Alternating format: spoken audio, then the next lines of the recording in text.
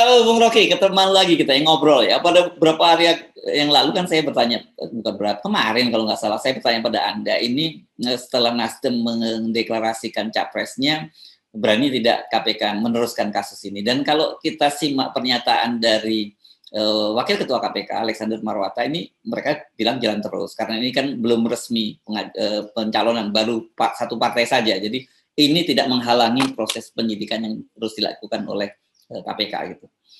Ya, kemarin saya bilang pasti akan dilanjutkan karena ini duel habis-habisan sebetulnya. Kalau diloloskan ya udah habislah, Ganjar habis, Puan habis, segala macam itu kan.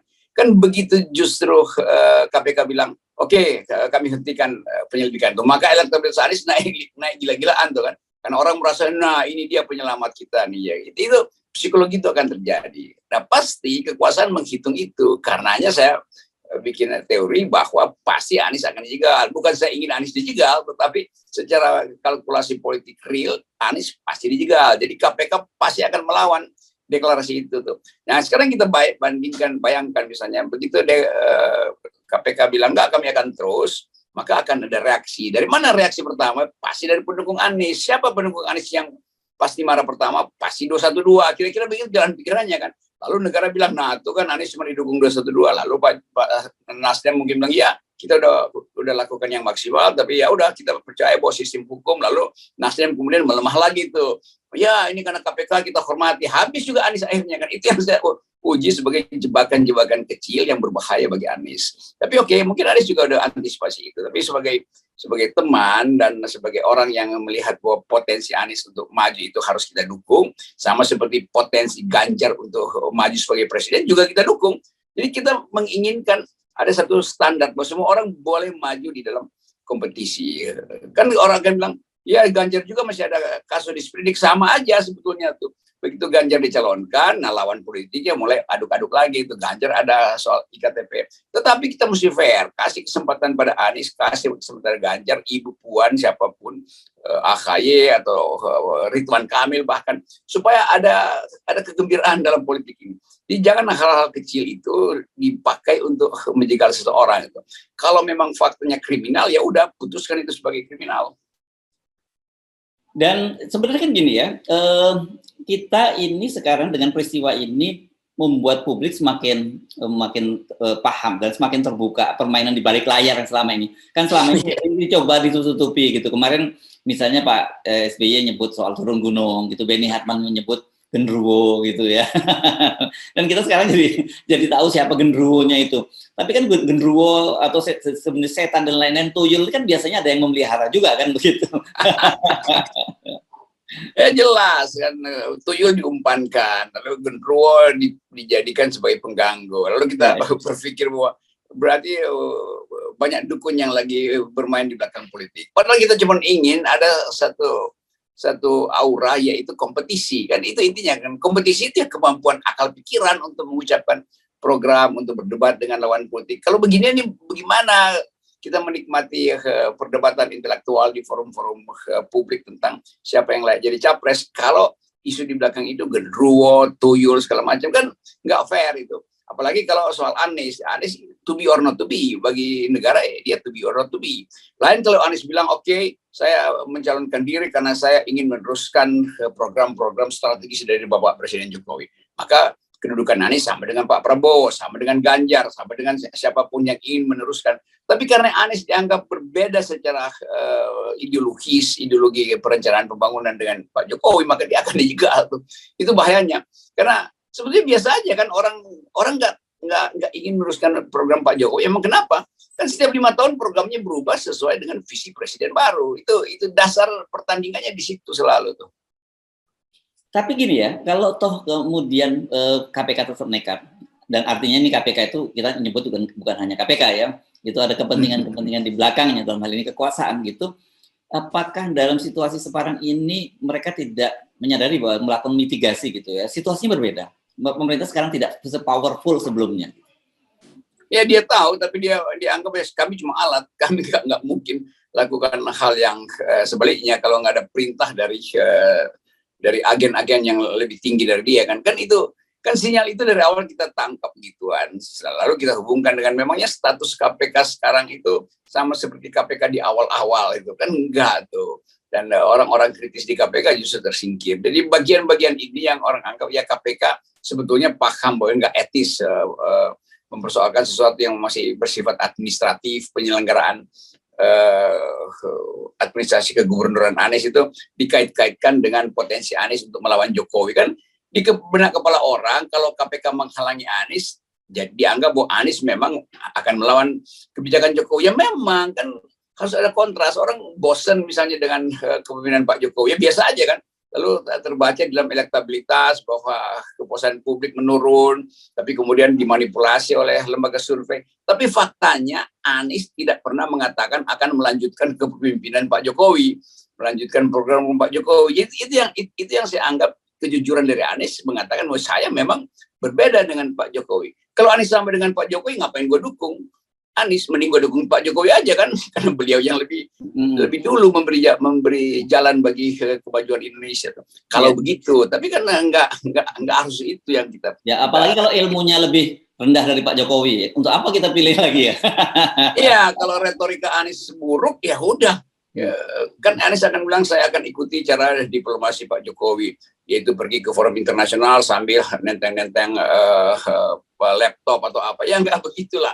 Kan orang mau lihat ada orang yang masuk dalam fora internasional dengan pikiran yang cerdas dan manfaatkan momentum internasional untuk menagih kepentingan Indonesia di forum internasional. Itu yang Pak Jokowi nggak pernah lakukan. Bertahun-tahun Pak Jokowi nggak pernah hadiri persidangan internasional yang memerlukan kecepatan berpikir. Kira begitu. Bukan saya katakan Pak Jokowi tidak mampu, tapi Pak Jokowi memang wataknya begitu.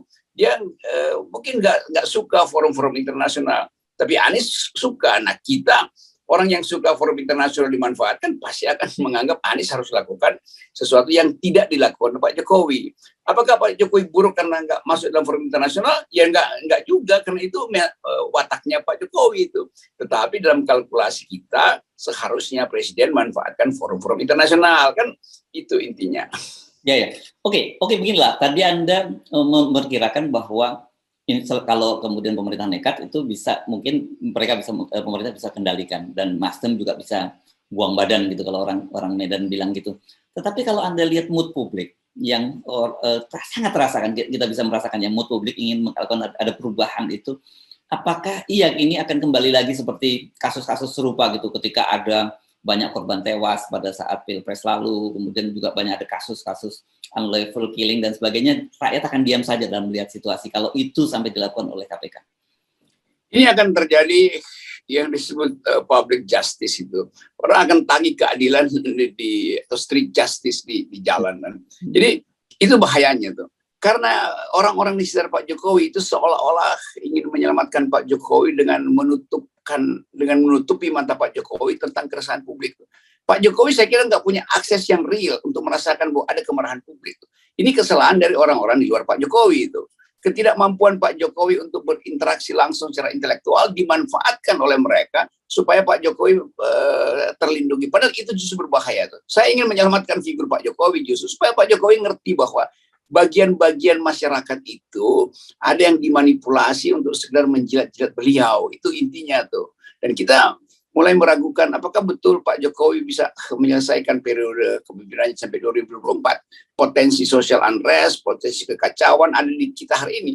Jadi tingkat kemarahan publik itu tinggi sekali hari ini. Itu yang nggak dikenali Pak Jokowi. Kenapa? Karena akses Pak Jokowi untuk mengerti itu dihalangi oleh para penasehatnya tuh. Saya pikir itu, selain kritik saya yang langsung tertuju pada Pak Jokowi, ya saya juga menganggap bahwa ada lingkungan yang jadi bumper di situ tuh. Tentu itu disewa oleh oligarki, disewa oleh intelijen segala macam tuh.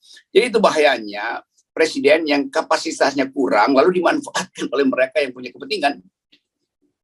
Jadi artinya bukan hanya Anies dong yang terjebak ya. Pak Jokowi juga mungkin tanpa sadar juga bisa dijebakkan dalam situasi semacam ini.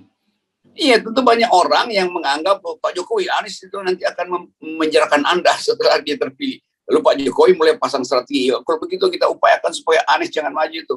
Kan padahal nggak ada percakapan itu di publik. Orang Indonesia adalah pemaaf. Orang Indonesia mengerti bahwa kapasitas Pak Jokowi tidak mampu untuk dipakai membuktikan janji-janjinya. Ya udah, orang udah anggap itu kan. Dan semua publik internasional juga tahu bahwa Pak Jokowi nggak punya kapasitas melebihi yang dia janjikan tuh, yang ekonomi akan tumbuh sekian, oposisi nanti tidak diperlukan segala macam. Kan itu berbalik kan. Ini biasa aja. Di ujung kepemimpinan seorang yang udah 7 tahun, Pak Jokowi ngerti tentang politicking. Tetapi publik menganggap bukan itu yang kita tarik dari Pak Jokowi. Janji-janjinya itu mesti diperlihatkan dan itu nggak terjadi. Lalu Pak Jokowi berdasarkan informasi penasihatnya, ini kan ada COVID, karena segala macam. Lalu sebelum COVID pun Indonesia udah nggak tumbuh kan itu. Jadi apologia itu yang justru membuyarkan harapan kita bahwa Jokowi bisa tampil sebagai pemimpin bermutu dan dicatat dalam sejarah kita. Nanti kalau orang setelah 2024 orang tanya apa sejarah Pak Jokowi, yang orang ingat adalah beliau nggak mau minta maaf soal Arema. Apa prestasi Pak Jokowi? Prestasi dia adalah menghalangi Anies jadi presiden. Kan itu buruk kan? Dan itu yang kita ingatkan sebetulnya. Kalau saya katakan istana itu dungu, dan soal-soal itu tuh. Bukan pribadi orang yang dungu, tapi cara mereka melindungi Pak Jokowi itu dungu. Itu yang nggak mungkin berubah dari cara saya menganalisis. Ya, jadi sikap KPK yang akan terus maju terus menghalangi Anies Baswedan ini sesungguhnya tidak hanya menjebak Anies Baswedan, tapi juga menjebak Pak Jokowi juga ya. Betul, itu Pak Jokowi terjebak di situ tuh. Mungkin dia ingin bercakap-cakap dengan Anies, tapi lingkungannya bilang jangan. Mungkin Pak Jokowi ingin bercakap-cakap dengan Habib Rizik, tapi lingkungannya bilang jangan, bahaya, itu pertamanya berat segala macam. Jadi ini soalnya tuh. Jadi Pak Jokowi dihipnosis oleh lingkungannya sendiri untuk makin tidak punya kapasitas membaca arah demokrasi. Ya, iya. Dan bagi kita semua sebenarnya kita nikmati saja soal ini, dan karena kita sebenarnya kita balik mengingatkan bahwa biang persoalan seluruhnya itu adalah 0% ya, Bung Rocky. Iya, di situ dimulainya kekacauan. Yes, so, okay, thank you, Bung Rocky. Okay.